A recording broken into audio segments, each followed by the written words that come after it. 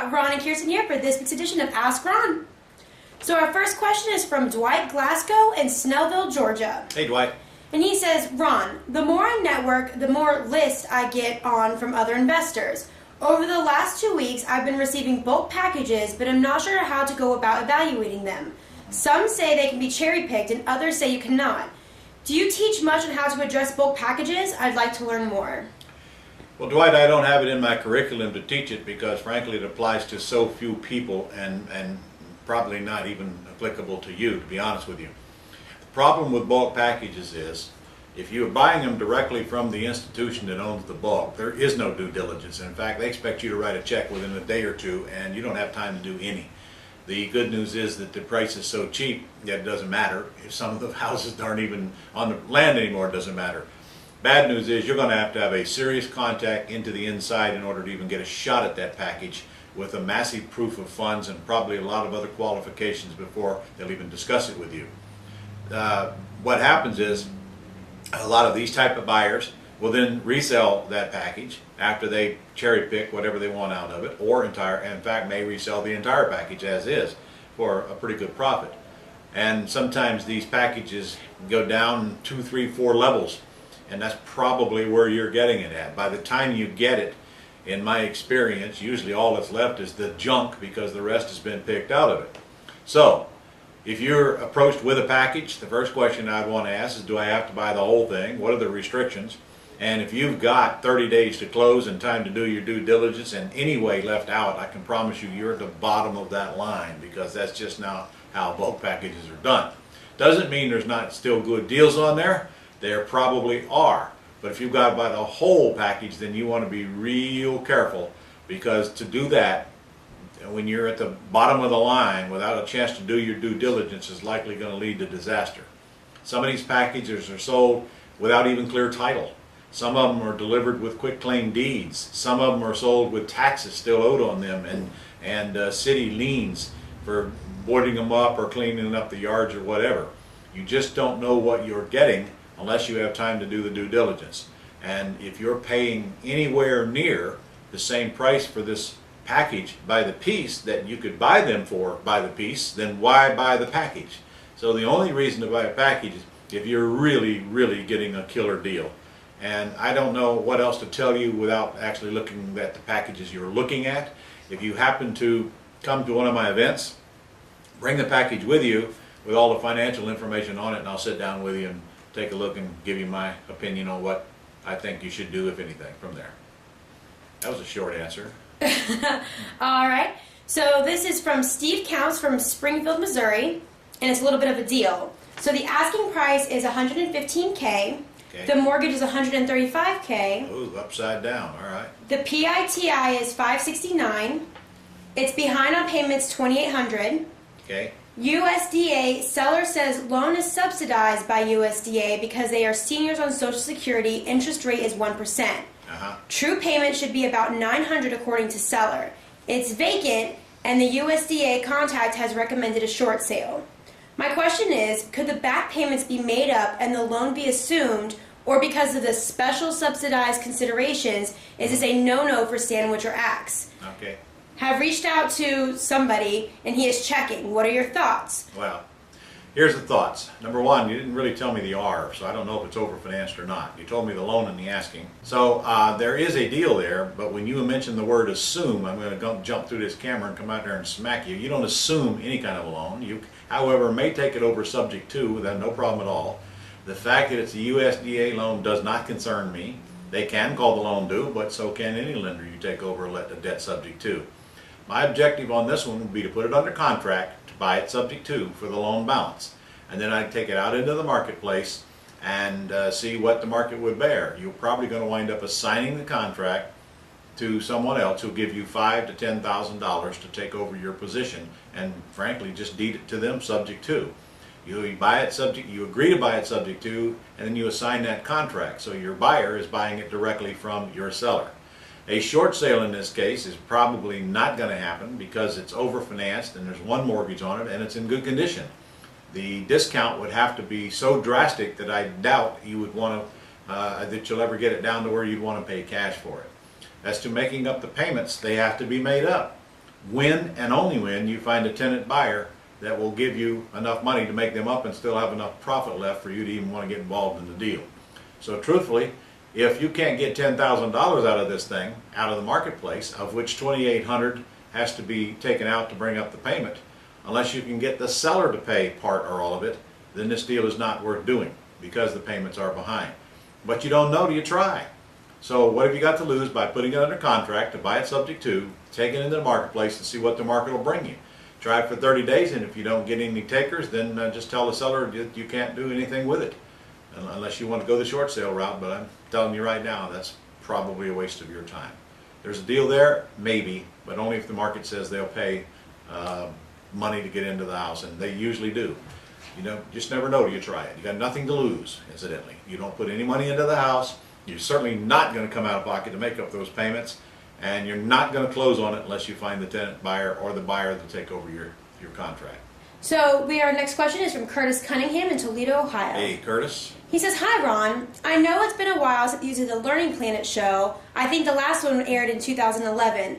My question is, do you ever plan on restarting it up again with the same people or new cast members? If so, I would like to be in it." Well, Curtis, I don't know. I know the old cast members, certainly not, because they're all gone. They've all left me and moved elsewhere or whatever. My attorney I could never get to do anything to begin with, so he's out.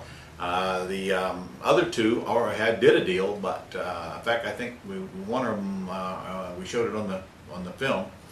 But I don't intend to certainly revive that show. As to whether we do another one or not, it is not in my immediate plans. But if we do, I'll make sure you're the first to be notified.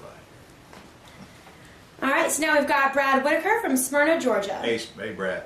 He says, "Hello, Ron. I'm an investor who recently received my real estate license and was wondering if there is anything different/restricted I would do using your Pretty House techniques being an agent." Well, you know by now then, if you have a license, that you have to disclose that you're a licensee at the point of a meaningful relationship. Other than that, you would have to discuss any other situations with your broker and see what your broker thinks you should be doing. I don't know of anything, honestly. If you disclose, you've got to disclose buying and selling now that you're an agent. Nobody cares, but you still have to disclose. You should have a form that they sign that you told them that you are representing yourself and not them, and that you intend to make an unconscionable profit on this transaction, so that that can never come up for debate or scrutiny by anyone. And as far as that, having a license is not a bad thing.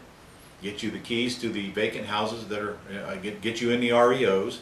It gets you into Click. It gets you actually access to a lot of deals that come into the MLS, even in the pretty house business, perhaps the over leveraged kind that you're not going to list, but you can probably buy. And since you have a license, it will probably lead you to referrals by other licensed individuals because they don't want to list them for one reason or another, or they can't get them sold. So if you set up those relationships and start that referral system, you'll have your hands full just following up on those properties that are within the MLS, assuming you know how to handle them when you get those referrals. And if you don't, I'll see you in the Quick Start School, so where you'll learn how to do just exactly that. So any more questions, Kirsten? I've got one last question. All right, fire away. Ravel Carter from Bronx, New York. Hey, Ravel. "Hello, Ron. I have a lot of your courses, including selling houses fast, but for some reason I'm having a lot of problems selling this property. I know how you are, so I will try and make this as brief as possible. I've been trying to sell this property for a few years, originally listed for $180,000. Maybe it's a stale listing. The property consists of 2 houses, a 3-bedroom colonial, and a 2-bedroom cottage. Value is around $135,000, and it's currently listed for $129,900. The interior is in excellent condition, and exterior is in okay condition. I have a private mortgage for $43,000 that balloons in the end of October. Right. The property is about 3 hours from my residence, so I would prefer just to sell it outright. All right. Please, can you provide me with some quick selling strategies?" All right. First of all, I think your problem is that there's 2 houses on one property. That's always difficult to sell, and that's probably why it's still sitting there. I have no reason to believe you don't have it priced right. I don't know what kind of advertising you're doing to sell it. I think you should probably list it, Ravel, and you've got nothing to lose there. You'll be happy to pay the commission at this point. However, you will likely need to extend your private loan on it anyway, so you might as well get started on that with your private lender, just ask them for another year. It's no big deal. There's really nothing they can do but extend it or foreclose on you, so I'm sure they'll extend it. That gives you plenty of time. So A, list it with a realtor. B, you might want to consider running some owner financing ads yourself. Put it on the market with owner financing or lease purchase. Either way, owner financing would be better probably, as long as, and then when you find somebody that's got a good sized down payment, put a short-term balloon on them. If your attorney says that's okay, you better check with that first. If not, then you want to lease purchase it and put a short term on it, like a year, and let somebody cash you out that way. But with that kind of a property, you got income. In other words, your buyer can pay or get paid to live in the house and rent out the other house. Therefore, it's pretty attractive to someone if it's approached that way, and that's should be part of your advertising. I don't know what the second house will rent for, but let's just assume that it's a pretty good chunk of the first house.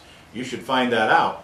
Let's say the second house will rent for $900 a month, and the first house, if they got this whole package financed, which they can do with an FHA loan since it's only 2 units, the whole payment is less than $900 a month, then literally you could advertise, live here for free.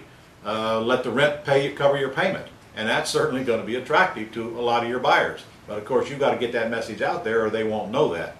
And that's the best way to sell this house. Even if you're doing a lease purchase or owner financing, or if you're trying to cash out of it, that you make sure that message comes through loud and clear. But I would list it with a realtor, and I would have that discussion with them and raise the price a little bit enough to cover it, because I think this one will certainly support a price increase. I don't think there's enough attention been brought to the house to get it sold. And since you live so far away, you need boots on the ground there to show them anyway. So honestly, a realtor is your best bet. So if you do all of those things, I think you'll find that house goes pretty quick. All right? All right, guys, listen, a couple of things I want you to know. I want you to write down these dates now. December the, where are we at here? 12th, 13th, and 14th. I'm doing a special owner financing boot camp here in Jacksonville. Make note of those dates. We'll send you a letter on it. But that's December 12th, 13th, and 14th. Block those dates and don't let anything keep you away from this event. It's a one-time only event, and it is really going to cover a lot of things on seller financing you will not learn anywhere else, because honestly there's very few people alive that even know this stuff that I'm going to teach during that 3-day event. Also, we got business management coming up here in November on the 21st through the 23rd here in Jacksonville. And that's an incredible event that all real estate entrepreneurs should be at. And if you can get there, put it on your list, because not going to do another one for at least another 7 or 8 months. So again, that's November 21 through 23. And then we got the commercial coming up in October. Commercial boot camps here in Jacksonville, October 10 through 13. And that very well may be the last one of those that I'm personally going to teach. So if you have any interest in commercial, put that on your agenda as well. And if you need any information, just contact our office, and we'll send you whatever we can and help you make a decision, finance you if you need it, or whatever it takes. So with that said, the year is going fast. You better get out there and get some deals going, and make sure you have a plan for next year, because I would like to see next year the best year ever for you. But we need a plan, we need a system, and we need a few things done by others so that we can automate that system. And the quicker you get that done, the quicker you're going to be one of our success stories. See you soon.